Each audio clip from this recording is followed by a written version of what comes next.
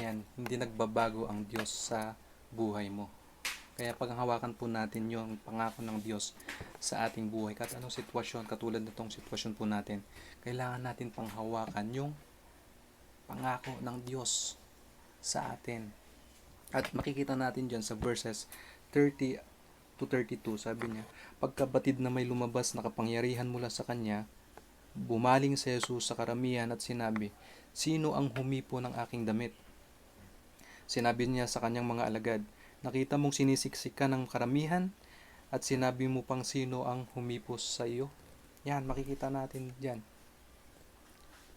Naramdaman ng ating Panginoong Jesus na meron lumabas na kapangyarihan sa Kanya. May lumabas na kapangyarihan. Sa verse 32, tumingin siya sa buong paligid upang makita kung sino ang gumawa niyon. Tinignan niya, huminto sila sa kanilang paglalakad at gusto niyang hanapin, malaman kung sino yung humipo ng kanyang damit. Although alam natin na Jesus know her, kilala siya ng Panginoong Jesus, pero meron siyang gustong ipabatid. Yan, makikita natin yan. Kung baga ito yung the stealing of healing miracle. Kumbaga, ninakaw ng babae yung kapangyarihan ng Diyos para siya ay gumaling. Kasi hindi siya kinausap. Hindi katulad ng ating mga nababasa na kung loobin mo, Panginoon, gagaling ako, gagaling ako. Hindi ito eh. Talagang parang ninakaw niya yung kagalingan mula sa Panginoong Jesus. At gusto nang malaman ng ating Panginoon na kailangan ma-acknowledge natin ang Diyos sa mga bagay na nararanasan natin. Kailangan ma-acknowledge natin siya kung ano yung mabuting bagay na ginawa ng Diyos sa buhay mo. Kailangan meron kang gratitude, pasasalamat sa Diyos na ginawa niya ito sa atin. Sapagkat ang Diyos ay mabuti. Dapat siyang purihan. Dapat siyang pasalamatan sa mga bagay na ating natatanggap sa buhay. Yan. Gusto siyang makausap ng ating Panginoong Jesus. Diyan sa verse 34, at sinabi ni Jesus sa kanya, 33 lang muna po. Ngunit ang babae ay palibhasay, nalaman ang nangyari sa kanya ay lumapit, na natatakot at nanginginig, nagpatira pa sa harap niya at sinabi sa kanya ang buong katotohanan. Yan. Natatakot siya. Natatakot siya kasi yung previous na kanyang pinagdaanan, nagugol ang lahat ng kanyang yaman doon sa pagpapagamot sa mga doctors, pero walang nangyari at lalong lumubha. Yan. Maaaring nasa isip niya na wala na siyang pambayad. Yan. Kaya minsan, yun din siguro yung financial stability ang kanyang kinakatakot. Pero, hindi yun ang gusto ng Panginoong Jesus. Hindi po yun ang gusto ng Panginoong Jesus. Kundi yung kanyang gratitude, pag-amin sa kanyang pagkagalingan. Yan. Sabi sa verse 34, at sinabi ni Jesus sa kanya, anak. Yan, anak. Makikita natin dyan sa John chapter 1 verse 12, di ba? Ang magnanakaw ay ang kalaban, ang devil ay pumunta dito, di ba? Para magnakaw, magwasak, pumatay. Pero pumunta ang Panginoong Jesus para bigyan po tayo ng buhay. Yan. At hindi lang buhay, kundi kasiya-siya. Diba? At pinagaling ka, sabi niya dito, pinagaling ka ng pananampalataya mo. Dahil sa iyong pananampalataya, kino-confirm ng Diyos. Dahil sa pananampalataya mo, kinonfirm niya, ikaw ay magaling. At sabi niya, anak. Tinuring siyang anak ng ating Panginoon ng Jesus. Ibig sabihin, hindi lang ito yung physical na kagalingan. At sabi niya pa dyan, go in peace. Umayo ka ng mapayapa. Ibig sabihin, ito ay spiritual salvation sa Kanya. Amen? Kasi ang concern ng Panginoong Jesus, hindi lang po yung physical natin. Ang mas concern ng Diyos, yung ating spiritual na salvation. At sa nangyaring ito, makikita po natin dyan, sa verse 35, yan. Samantalang nagsasalita pa siya, may taong dumating na galing sa bahay ng pinuno ng sinagoga, sa bahay ni Jairus, na nagsabi, namatay na ang anak mong babae, bakit mo pa inaabala ang guro? Yan. Sa kabila noong hindi pa natatapos ang Panginoong Hesus sa kanyang pagsasalita, bad news came. Dumating ang bad news mula doon sa bahay ng pinuno na ito. Kung ikaw po si Jairo, ano kayang maiisip mo? Sisisihin mo ba yung babae na napagaling, or siya yung cause bakit na-delay yung pagpunta ng ating Panginoon sa bahay mo? 'Di ba? Kung ikaw si Jairo, maaaring mawalan ka ng pag-asa. Pero tumugon agad ang Panginoon sa kanya. Diyan sa verse 36, hindi pinansin ng ating Panginoong Jesus. Bakit? Wala alam ng Panginoong Jesus na walang mahirap sa kanya. Walang mahirap sa Diyos. Kaya hindi niya pinansin yung balitang iyon. Hindi niya pinansin yung bad news na iyon. Pagkos sinabi niya kay Jairo dyan sa verse 36, ngunit hindi pinansin ni Jesus ang kanyang sinabi at sinabi niya sa pinuno ng sinagoga, huwag kang matakot, manampalataya ka lang. Yan. Jesus challenged Jairus to hold on his faith. China-challenge niya si Jairus ng panghawakan mo ang pananampalataya mo. Yan. Gusto ng Diyos na panghawakan po natin yung mga pananampalataya natin sa Kanya. Kasi yung pananampalataya natin, yun yung maglilid sa biyaya ng ating Panginoong Jesus. Yan, tingnan natin dyan sa verse 37 up to 39. At sinabi niya, pinahintulot na may at hindi niya pinahintulot na may sumunod sa kanya, maliban kina Pedro, Santiago at Juan na kapatid ni Santiago. 38. Nang makarating sila sa bahay ng pinuno ng sinagoga, nakita niya ang pagkakagulo, ang mga pagtatangis at malakas na iyakan. 39. Pagkapasok niya ay kanyang sinabi sa kanila, bakit kayo nagkakagulo at nag-iiyakan? Hindi patay ang bata, natutulog lamang. Yan. So makikita natin yung pangyayari dito, di ba? Doon sa kabila ng kaguluhan, doon yung iyakan, doon yung tangisan, di ba? Tapos papasok ang ating Panginoon, sabi niya, bakit kayo nagkakagulo? Hindi patay ang bata, natutulog lang. So makikita natin doon, nakakagulat. In verse 40 nga, makita natin dyan, pinagtawanan siya. Diyan sa verse 40, siya ay kanilang pinagtawanan, ngunit pinalabas niya ang lahat at sinama niya ang ama at ina ng bata at kanyang mga kasamahan. Pumasok sila sa kinaroroonan ng bata. So makikita natin dito, pinagtawanan siya ng mga taong nandoon. Imbis yung nag-iiyakan, nagpalit ng mode, sila ay nagtatawanan. Yan. Naranasan mo bang pagtawanan ka dahil sa pananampalataya mo, kapatid? Dahil doon sa pananampalataya mo ay hinahamak ka, pinagtatawanan ka, di ba? Pero sabi sa Mateo chapter 5, di ba, mapalad ang mga taong inuusig dahil sa ating Panginoong Jesus. Mapalad tayo, kapatid, kahit tayo ay pagtawanan ng ibang tao. Pero hindi rin niya inintindi yun. Bagkus dyan sa 41-42, sabi niya,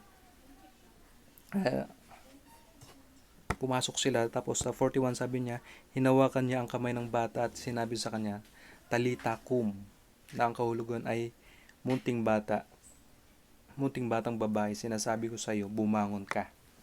Yan, kaagad bumangon ang batang babae at nagpalakad-lakad. Siya'y may 12 taon na. Kaagad silang namangha at ganun na lamang. Ganun na lamang. So makikita po natin diyan, namangha ang lahat sa ginawa ng Panginoong Hesus. Pinagaling ng ating Panginoong Hesus, o binuhay ng ating Panginoong Hesus itong batang babae. So makikita natin dyan, 12 years old yung bata. Yan. Tapos yung babaeng pinagaling niya doon sa daan bago sila pumunta ay 12 years old, 12 years din po siyang nakakaranas ng ganong kasakitan. So makikita natin dyan, itong babae, itong buhay nitong batang ito, sinilang pa lang itong batang ito, nagsimula na yung paghihirap ng babae. At hanggang sa naging 12 years old dyan, gaano katagal yon na paghihirap. So, nagtataka ako bakit magkasunod itong pangyayari. Itong buhay ng batang ito, yung kanyang pagkamatay, at muling binuhay ng ating Panginoong Hesus, ang nagko-confirm na yung babae yon ay totally healed na ng ating Panginoong Hesus. Diba? Makikita po natin dyan. Sa verse 43, sa last verse po natin, mahigpit niyang pinag-utos sa kanila na walang dapat makaalam nito, at sinabi niya sa kanila na ang bata ay bigyan ng makakain. Yan, pinagbawalan niya ang mga family na ikalat ito, ipagbigay alam. Kasi alam po natin yung purpose niya, hindi pa may oras kasi siya. So, kailangan huwag munang ikalat ito. At malaman na naman ito ng mga pinuno at magugulo lalo. So, may oras sinusunod ang ating Panginoon. Pero ngayon, kailangan po natin sabihin yung mga bagay na nararanasan natin sa ating Diyos. Dahil sa pananampalataya ni Jairo, saan nagsimula? Dahil doon sa narinig niya ang balita tungkol kay Jesus. Maging yung babae, meron siyang nabalitaan tungkol kay Jesus, kaya lumapit siya sa ating Panginoong Jesus. Kaya kailangan po natin sabihin yung mga bagay na ginagawa ng Diyos sa ating buhay. Dahil ito ay biyaya para sa mga taong nakakarinig nito. Maaaring sila ay may pinagdadaanan, hopeless na sila, pero dahil dun sa pagpapahayag mo sa kabutihan ng Diyos, mararanasan nila ang kagalingan din po sa kanilang mga buhay. Amen. Bilang konklusyon po sa atin, sa ating pag-aaral sa ating faith and versus fear na pag-aaral, nakita po natin dito kung ano yung binubunga ng takot. At nakita rin po dito natin yung bunga ng pananampalataya. Kaya kailangan po natin, panghawakan po natin yung pananampalataya natin sa ating Panginoong Hesus. Kahit gaano kahirap ng buhay mo, panghawakan mo lang. Ang Diyos po ang gagawa ng miracle sa buhay mo. Yan, sabi niya, sa kabila ng ating pinagdadaanan, magaan man yan, mahirap man yan, kailangan natin humawak sa ating pananampalataya sa Diyos through our faith. Dito tayo magsimula, dito tayo mag-focus, hindi sa mga bagay na inaalok ng mundo, na mabilisan nga. Daming inaalok ng mundo na mabilis, makakagaan sa atin, pero hindi yun yung kalooban ng ating Panginoon. Kundi, ang sabi ng Diyos, manampalataya ka lang sa akin, ay mararanasan mo ang bagay na hinahanap mo. Kaya kailangan natin panghawakan, mag-focus tayo dun sa mga bagay na sinasabi ng ating Panginoong Hesus. At gusto ko pong magtapos sa isang kwento na yung cruise ship. Yan, yung mga luxury na barko na nagbibiyahe. 'Di ba may mga klase yan. Yung first floor, ito yung class 2, at yung second floor, ito yung class A or class 1, na nandun yung mga magagarang restaurant, pamilihan, mga swimming pool, andun lahat, inuman na mga restaurant, resto bar. Pero dito sa baba, andito yung mga part kung saan yung mga nagtitipid sa biyahe. Yan. Nagtitipid lang sa biyahe. Yung mga andun lang yung mga pagkain na mumurahin lang. Pero sa taas, andun yung mga mamamahaling restaurant, mga 5-star na restaurant.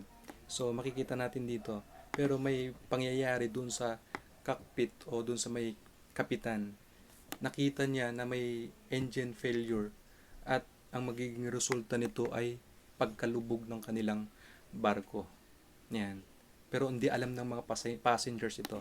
Siya lang ang nakakaalam na in a few hours, lulubog na yung kanilang sinasakyang barko. Kaya nag-decide siya na nanawagan siya sa lahat ng passengers. Sabi niya, magandang araw, ito ay isang pangyayari na first time in the history na papayagan ko ang lahat na kumain, uminom, yung mga nasa mababang class, pwede silang umakyat sa class A o class 1 para kumain kung ano ang gusto nilang kainin, inumin ang kanilang inumin, kainin ang kanilang mga gustong kainin, maligo, maglaro ng mga palaruan doon, ng libre. Yan. Ng libre. At kung meron kayong mabasag na anuman, huwag kayong mag-aalala. Hindi ko ito papabayaran sa inyo.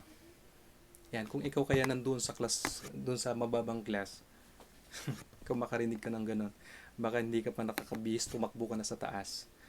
Dahil libre unahan ito, 'di ba? Siguro lahat ng mga sasarap na pagkain, orderin mo na. Libre naman. Walang limit. Pwede mong kainin lahat. Pero hindi mo alam yung mangyayari na alam nung kapitan mo na lulubog na, may kapahamakan na pala. Yan. Ganun po ang mundo. Alam ng Satan, ni Satan, ang kaaway natin na siya ay parurusahan pagbalik ng ating Panginoong Hesus. Kaya ang gusto niya, i-offer niya sa tao yung mga luxury dito sa mundo. Ito, gusto kumain ka ng kumain. Yan. Mag-enjoy ka. Sa langit walang alak, sa langit walang beer. Magpakasasa ka na. Maring yung iba, hindi nagtodo ng kain. Meron iba, pakonti-konti lang. Inalok ka na ba? Na, sige, chat lang. Konti lang naman, minsan lang naman. Naranasan mo ba ang ganon? Pero sabi niya, katulad nung ship, kapahamakan pala ang kasunod noon. At kung malala natin yung pangyayari sa mayaman, di ba? Na nakapagtayo na siya ng mga malalaking kamalig. At ang sasabihin niya, ayan, nakapagtayo na ako ng mga kamalig. Pwede na akong uminom, magpakasaya, kumain ng kumain. Di ba? Pero ano sabi ng Diyos sa kanya? Hangal. Di mo ba alam ngayong gabi kukunin ko na ang buhay mo? Yan. Yun ang nakakalungkot.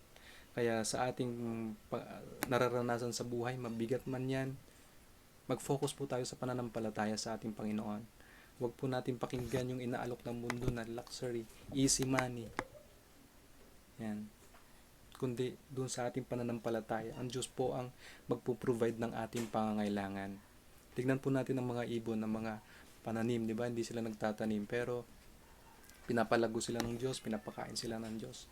How much more ikaw kapatid, tayo, na kanyang nilikha ayon sa kanyang wangis, na kanyang papabayaan. Mahal ka po ng ating Panginoon, mahal po tayo ng Diyos, at ang kalooban niya, ang ninanais niyang makita mo at masunod mo sa iyong buhay.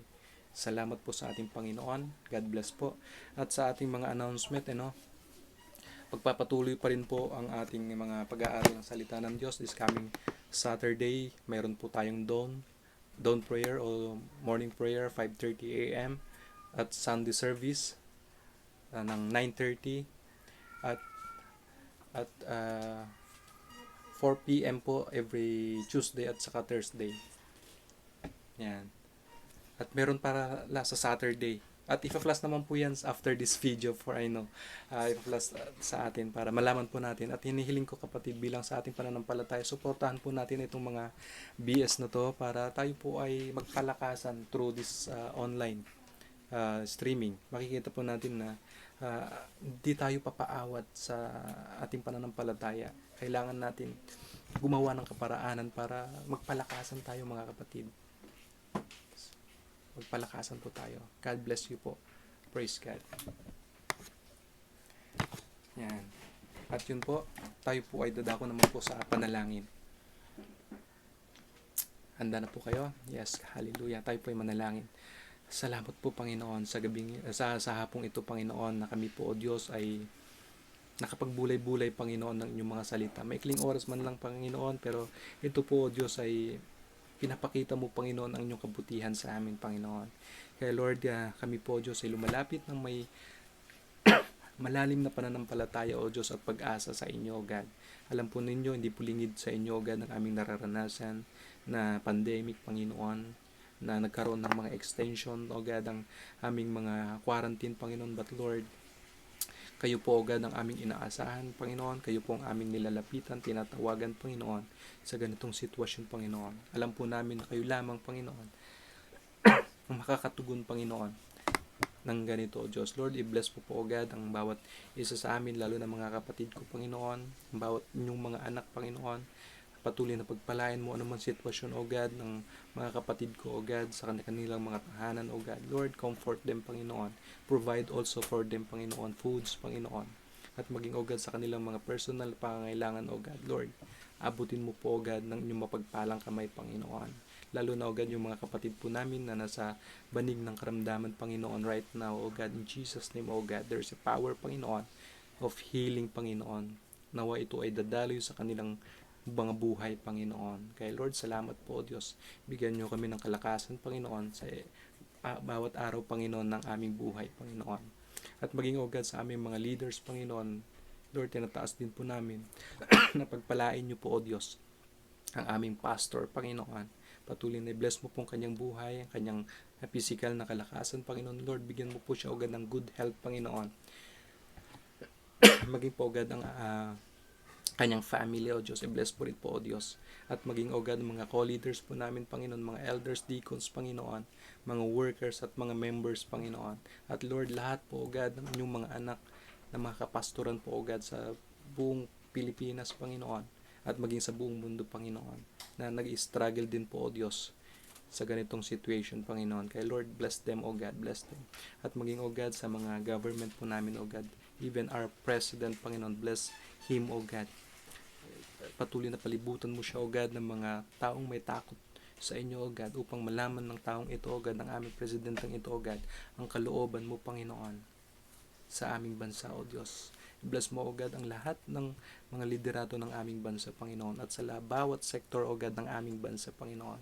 Lalo na, O God, ang mga sektor, O God, na nagkakaroon ng sila yung nangunguna, Panginoon, to address these kinds of crisis, Panginoon, sa aming bansa, Panginoon. Mga kapulisan, mga doctors, mga nurses, Panginoon. At lahat ng volunteers, Panginoon. Bless them, O God. Bless mo po ang kanilang mga family, Panginoon. Lord, nilalapit po namin ito sa inyo, O God, na may pananampalataya, Panginoon, at pag-asa, Panginoon. Salamat po, O God. Kayo po ang siyang gumawa, Panginoon, sa lahat ng bagay, Panginoon, sa lahat ng lugar, O God, dito sa aming bansa, Panginoon. Kayo po ang mag-provide, Panginoon. Lord, sapagkat kayo po ang gumawa ng lahat ng bagay, Panginoon, ng kalangitan, ng mundo, Panginoon, ng karagatan, O God. What is COVID sa inyo, Panginoon? Ito lamang ay Panginoon, sa inyo, O Lord God. Kaya niyong tuldukan ito, Panginoon. Pero meron kayong purpose, Panginoon. At Lord, bilang inyong mga anak, maunawaan po namin nawa ito, O Diyos, itong purpose mo na ito, Panginoon. Kaya Lord, bigyan niyo kami, O God, ng kalaliman, Panginoon, sa pag-aaral sa inyong mga kalooban, Panginoon. Salamat po, O Diyos, kayo po ang aming pinupuri, pinapasalamatan din ang dakila, O God, sa aming buhay. Sa iyo po ang kapurihan, sa pangalan ng aming Panginoong Jesus. Amen and amen. God bless po, mga kapatid, hanggang po sa muli. Ayan po.